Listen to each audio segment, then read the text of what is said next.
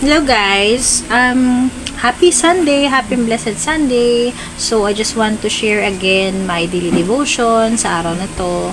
The Lord spoke to me through these verses. Be on guard, stand firm in the faith, be courageous, be strong. Verse 14, do everything with love. So how does this verse encourages us?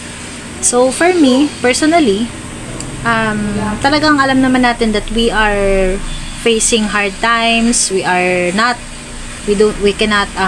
prevent, or we cannot avoid na makaranas tayo ng mga challenges and trials sa buhay. So the Lord continuously encourages to be strong and to be firm. Firm meaning maging matibay, maging matibay ka, maging malakas ka, at maging matapang ka. And sa lahat daw ng gagawin natin, we will do it everything with love. Bakit din sinabi na be on guard? Kasi minsan pagka sinasabi natin, ay matatag naman ako, napagdaanan ko na lahat. Mentras sinasabi natin yun, we never know what the future holds. Diba? Meron pa rin mga iaalaw si Lord na circumstances that will change, that will shape us, and that will teach us a lesson para maging mas matatag tayo, para mas matuto tayong manghawakan at magtiwala sa Panginoon. At sinabi din doon na maging matapang nga tayo. Kasi sa life talaga, we will really face a lot of difficulties. So, kailangan matibay at malakas ang loob natin. Siyempre, with God's help, of course, by the strength and grace of God. And lastly, do everything with love.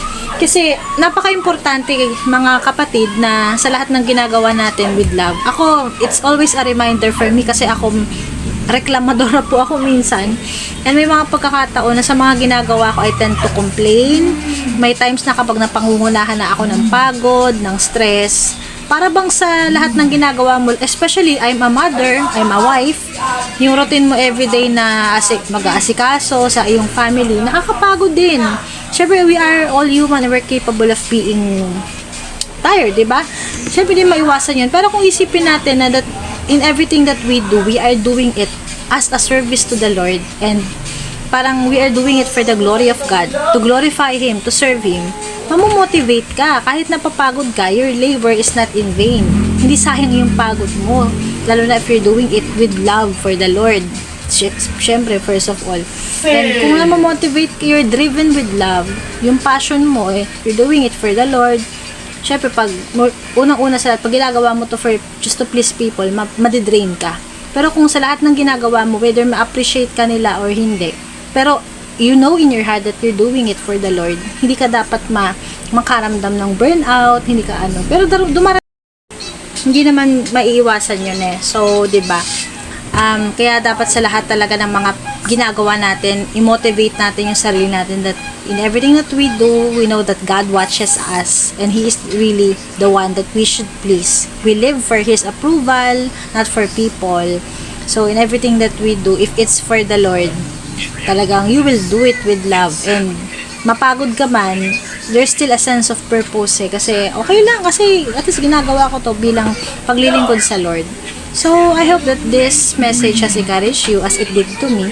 Sana po patuloy tayo manghawakan sa Panginoon, no matter what we're facing, no matter what we're going through. Napakasarap kasi ng may relationship kay God. Alam niyo yon, yung tipong kahit dumadaan ka sa pagsubok, alam mong hindi ka pababayaan. Kasi anak ka ng Diyos, diba? Pag may tiwala ka sa Lord, you will never be alone sa journey mo, sa battles in life. Kasi you are with God. And He will never leave you nor forsake you kasi anak ka niya. So, panghawakan natin yung promise na yun because God is faithful and He is good all the time. Goodbye. God bless.